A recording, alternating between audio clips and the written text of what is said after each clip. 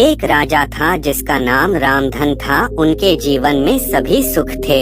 राज्य का काम काज भी ऐशो आराम से चल रहा था। राजा के नैतिक गुणों के कारण प्रजा भी बहुत प्रसन्न थी और जिस राज्य में प्रजा खुश रहती है वहाँ की आर्थिक व्यवस्था भी दुरुस्त होती है। इस प्रकार हर क्षेत्र में राज्य का प्रवाह अच्छा था। इतने सुखों के बाद भी राजा दुखी था क्योंकि उसकी कोई संतान नहीं थी। यह गम राजा को अंदर ही अंदर सताता रहता था। प्रजा को भी इस बात का बहुत दुख था। वर्षों के बाद राजा की यह मुराद पूरी हुई और उसे एक पुत्र की प्राप्ति हुई। पूरे नगर में कई दिनों तक जश्न मना। नागरिकों को राजमहल में दावत दी गई। राजा की इस खुशी में प्रजा भी झूम रही थी। समय बीतता जा रहा था। राजकुमार का नाम नंदन सिंह रखा गया। पूजा पाठ एवं इंतजार के बाद राजा को संतान प्राप्त हुई थी, इसलिए उसे बड़े लाड प्यार से रखा जाता था। लेकिन अति किसी बात की अच्छी नहीं होती। अधिक लाड़ ने नंदन सिंह को बहुत बिगाड़ दिया था। बचपन में तो नंदन की सभी बातें दिल को लुभाती थी, पर बड़े होते होते यही बातें बदतमीजी लगने लगती हैं। नंदन बहुत ज्यादा जिद्दी हो गया था। उसके मन में अहंकार आ गया था। वो चाहता था कि प्रजा सदैव उसकी जय जयकार करे, उसकी प्रशंसा करें। उसकी बात न सुनने पर वो कोलाहल मचा देता था। बेचारे सैनिकों को तो वो पैर की जुती ही समझता था। आए दिन उसका प्रकोप प्रजा पर उतरने लगा था। वो खुद को भगवान के समान पूजता देखना चाहता था। आयु तो बहुत कम थी, लेकिन अहम कई गुना बढ़ चुका था। नंदन के इस व्यवहार से सभी बहुत दुखी थे। प्रजा आए दिन दरबार में नंदन की शिकायत लेकर आती थी, जिसके कारण राजा का सिर लज्जा से झुक जाता था। यह एक गंभीर विषय बन चुका था। एक दिन राजा ने सभी खास दरबारियों एवं मंत्रियों की सभा बुलवाई और उनसे अपने दिल की बात कही कि वे राजकुमार के इस व्यवहार से अत्यंत दुखी हैं। राजकुमार इस राज्य का भविष्य हैं। अगर उनका व्यवहार यही रहा तो राज्य की खुशहाली चंद दिनों में ही जाती रहेगी। दरबारी राजा को सांत्वना देते हैं और कहते हैं कि आप हिम्मत रखिए, वरना प्रजा निस्हार हो जाएगी।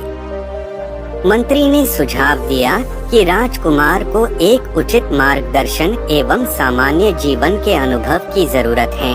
आप उन्हें गुरु राधागुप्त के आश्रम भेज दीजिए। सुना है वहाँ से जानवर भी इंसान बनकर निकलता है। यह बात राजा को पसंद आई और उसने नंदन को गुरु जी के आश्रम भेजा।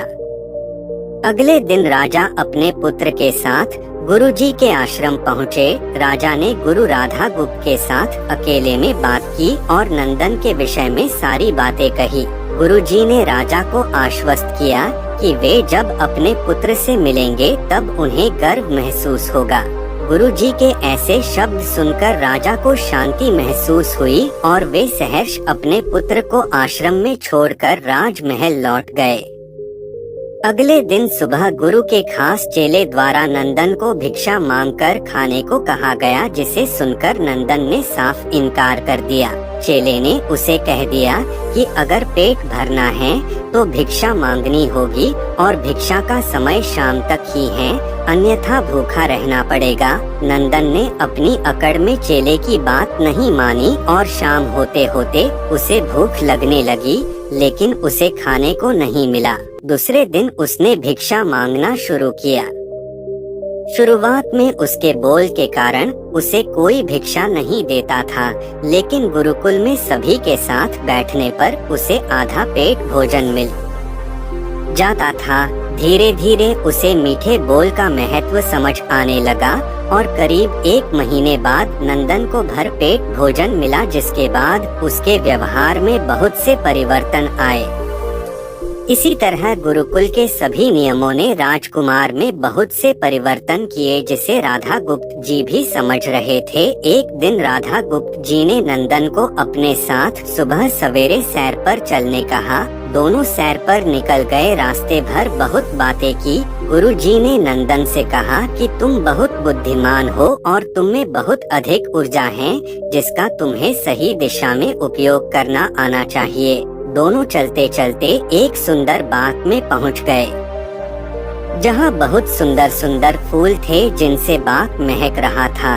गुरुजी ने नंदन को बाग से पूजा के लिए गुलाब के फूल तोड़ने कहा। नंदन झट से सुंदर सुंदर गुलाब तोड़ लाया और अपने गुरु के सामने रख दिए। अब गुरुजी ने उसे नीम के पत्ते तोड़कर लाने कहा। नंदन वो भी ले आया।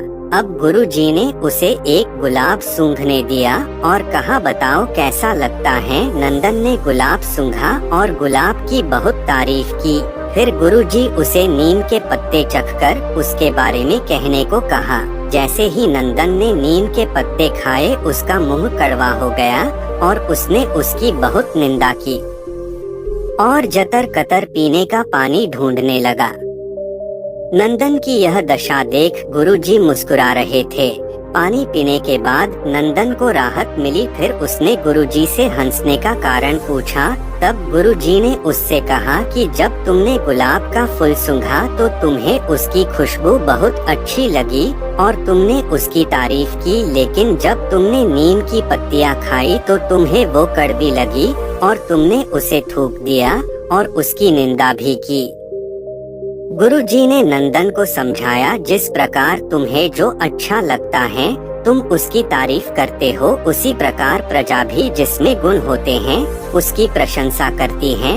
अगर तुम उनके साथ दुर्व्यवहार करोगे और उनसे प्रशंसा की उम्मीद करोगे तो वे यह कभी दिल से नहीं कर पाएंगे।